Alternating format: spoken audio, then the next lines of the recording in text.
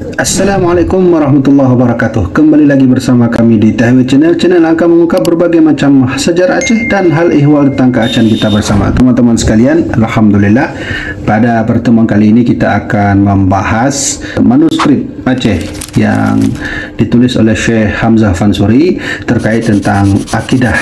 Nanti kita akan melihat bagaimana beberapa kitab-kitab beliau yang akan kita tampilkan teman-teman sekalian.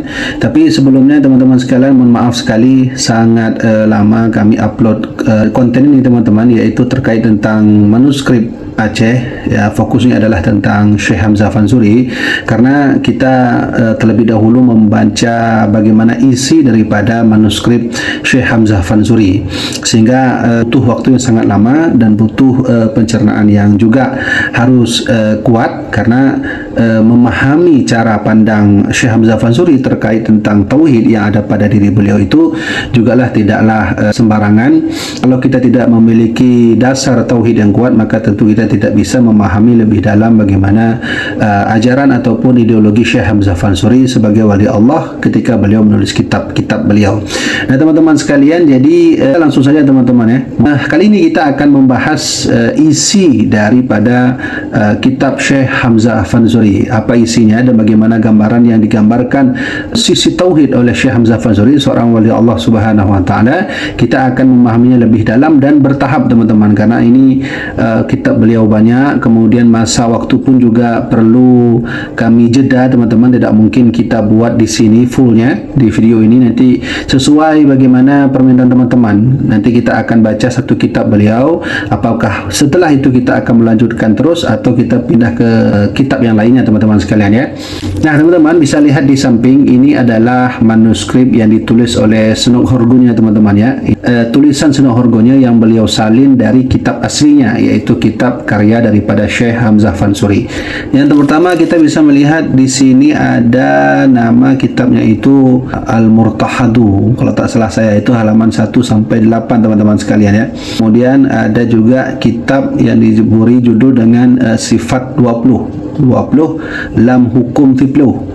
Itu halaman 9 ke 10. Kemudian ada juga kitab Asrarul Arifin. Nah, kemudian juga ada kitab Zinatul Al-Muwahhidin, dan juga ada nanti kitab Tarikat Syariat, Hakikat dan Ma'rifat, atau diberi judul dengan kitab Al-Muntahi teman-teman sekalian. Di sini saya coba menelusuri gambaran daripada manuskrip yang ditulis oleh Senok Horgonya ini terkait dari beberapa kitab ini teman-teman. Ada kitab yang tidak ditulis nama Hamzah Fansuri, tapi ini kitab tauhid semuanya.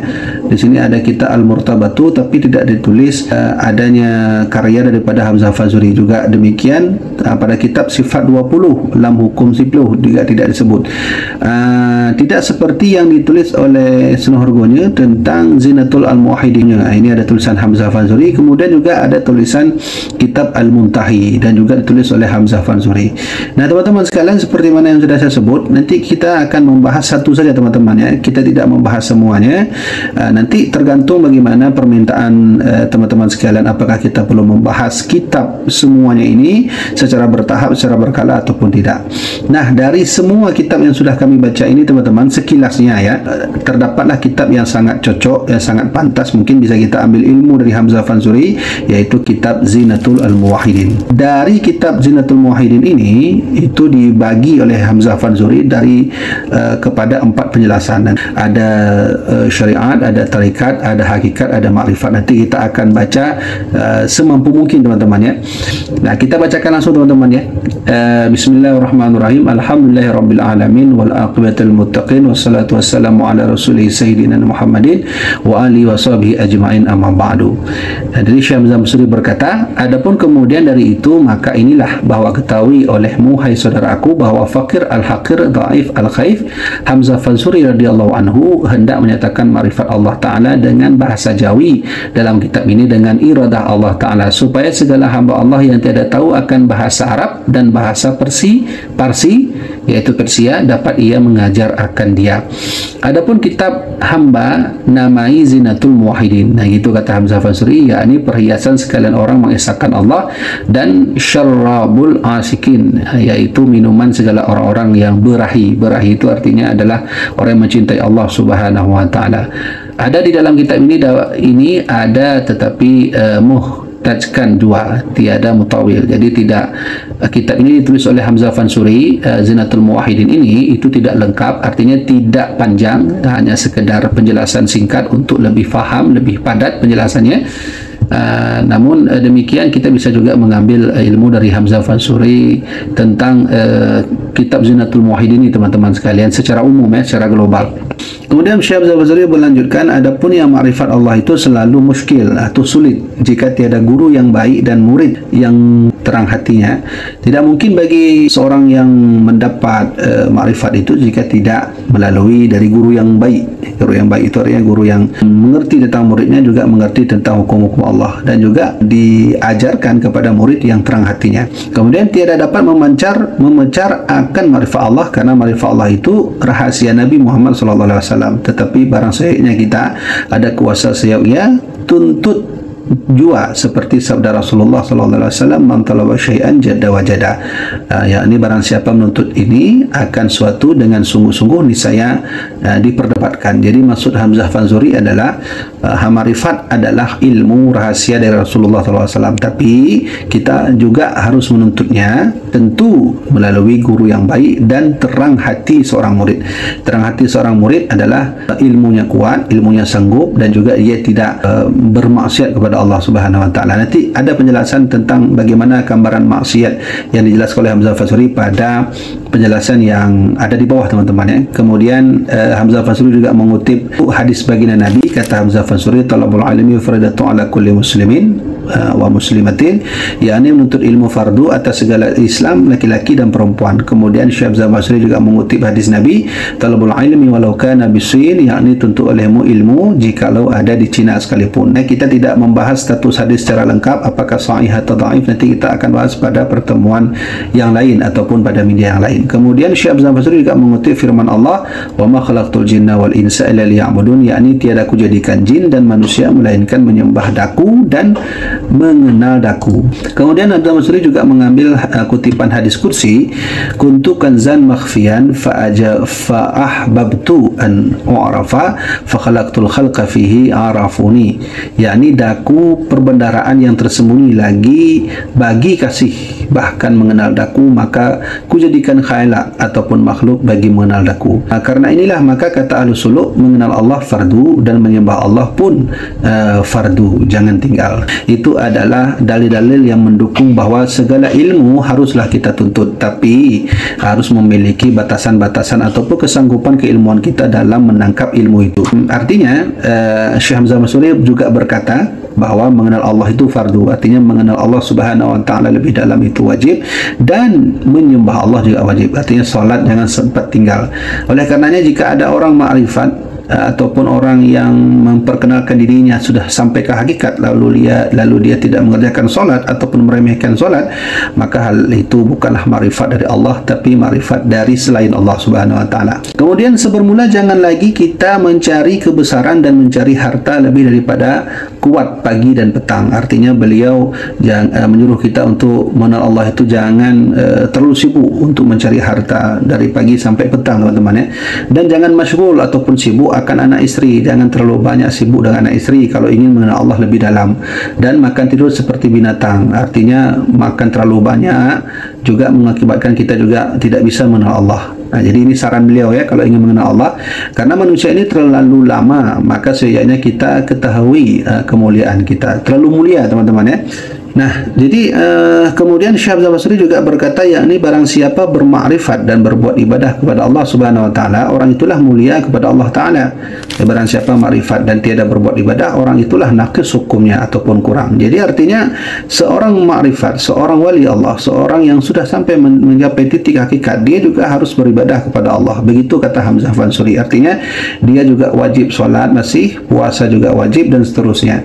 Nah, jadi teman-teman jangan mudah kita tertipu dengan orang-orang yang menganggap diri hakikat makrifat tapi dia tidak mengerjakan solat ataupun dia melalaikan solat, teman-teman sekalian. Kemudian Syekh Hamzah Fansuri mengambil kutipan, lahum qulubun la yafqahuna biha wa lahum a'yunun la yubsiruna biha wa lahum adhanun la yasma'una biha ulaika kal an'ami bal hum adallu ulaika humul ghafilun. Ini kutipan dari ayat Al-Quran yang diambil oleh Syekh Hamzah Fansuri. Jadi Syekh Hamzah Basuri menulis artinya bermula seyogyanya mereka itu hanya tiada faham mereka itu di dalamnya, dan bagi mereka itu telinga tiada mereka mendengar dengan dia, dan bagi mereka itu mata tiada mereka itu melihat dengan dia. Mereka itulah seperti binatang terlagi sesat jalannya, mereka itu yang lupa akan Allah Subhanahu wa taala. Kemudian Syekh Hamzah Basuri juga berkata, sebab itulah jangan kita ghafil atau menjadi orang yang lupa. Kata Hamzah Basuri, jangan lupa, jangan kita masyghul, sibuk akan kafir jua, ghafil dan masyghul. Karena itulah seyogyanya kita kerjakan taat dan mencari makrifat Allah Ta'ala kepada guru yang sempurna, kepada syariat, tarekat dan hakikat. Teman-teman sekalian, bahawa syariat itu seperti pagar, tarekat seperti rumah, hakikat seperti isi rumah. Kata beliau, jika rumah tiada berpagar, niscaya isi rumah dicuri orang, yakni jalan kepada Allah Ta'ala. Jika tiada dengan syariat, niscaya diharu atau diganggu syaitan. Jadi seperti firman Allah Subhanahu wa taala, alam ahad ilaikum ya bani adam alla ta'budu syaitan innahu lakum aduwwum mubin.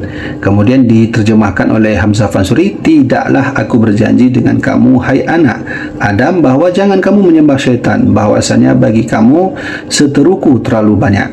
Jadi Hamzah Basuri berkata bahawa perlu adanya syariat, tarekat, hakikat untuk menggapai kepada makrifat, teman-teman sekalian. Karena beliau mengibaratkan bahawa syariat itu seperti pagar rumah, kemudian tarekat itu seperti rumahnya, dan hakikat itu seperti isi rumah. Jadi kalau kita tidak mencukupi dari beberapa hal-hal itu, maka kata beliau sama saja kalau buat rumah itu barang-barangnya atau isi rumahnya dicuri oleh orang lain.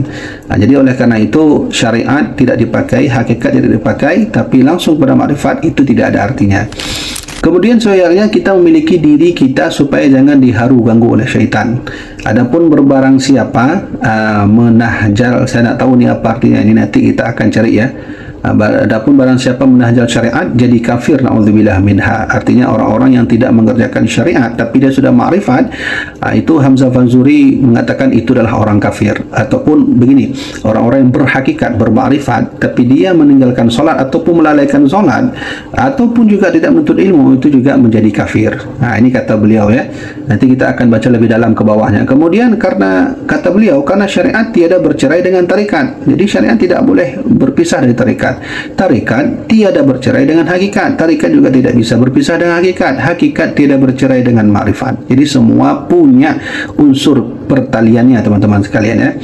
Jadi beliau juga mengibaratkan seperti kapal sayuh, syariat seperti lunas. Lunas itu kayu panjang pada dasar perahu ya. Kemudian tarekat seperti papan, hakikat seperti isi yang ada dalam kapal, makrifat seperti labanya atau barang dagangannya. Itu ibarat syariat, hakikat tadi ya, seperti rumah ya.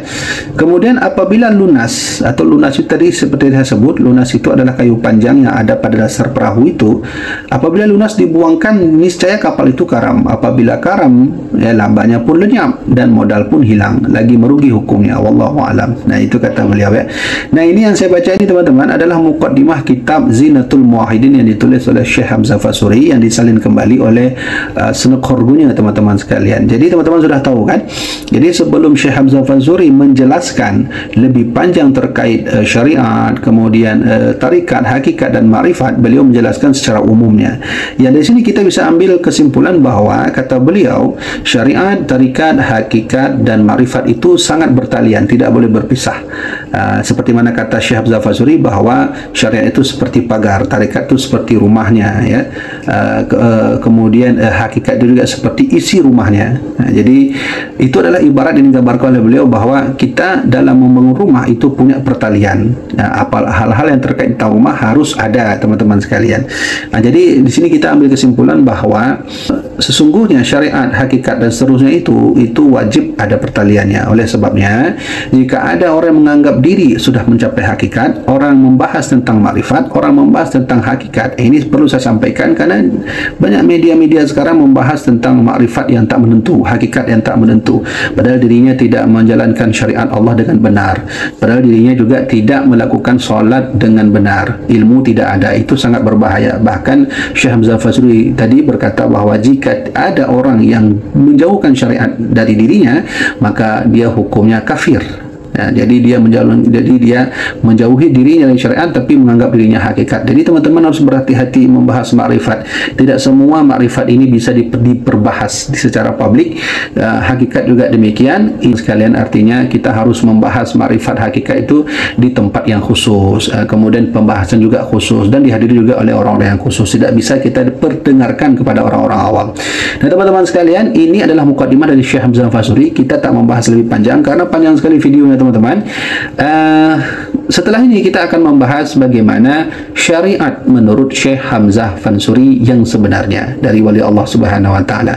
Teman-teman sekalian, sekian dulu kita akan bahas setelah ini, dan terus ikuti channel ini teman-teman. Kita akan belajar lebih banyak bagaimana tentang Aceh, tentang keacehan kita, budaya, makbarah, para wali, tokoh dan seterusnya. Kita akan bahas di channel khusus ini, tentunya di THW Channel. Jangan lupa terus ikuti channel ini, dan teman-teman sekalian ikuti Facebook kami bernama Tengku Habibi Wali, karena di sana juga ada tentang sejarah-sejarah Aceh dan hal terkait tentang keacehan kita bersama. Tentu tidak sama teman-teman, Facebook dengan YouTube yang kami buat sejarah ini itu tidak sama, walaupun ada kesamaannya nanti tidaklah sama seperti mana yang ada di YouTube teman-teman sekalian. Baiklah, demikian, mudah-mudahan kita diberi oleh Allah manfaat hidup dan diberi oleh Allah makrifat jati diri kita untuk mengenal Allah lebih dalam dan lebih baik.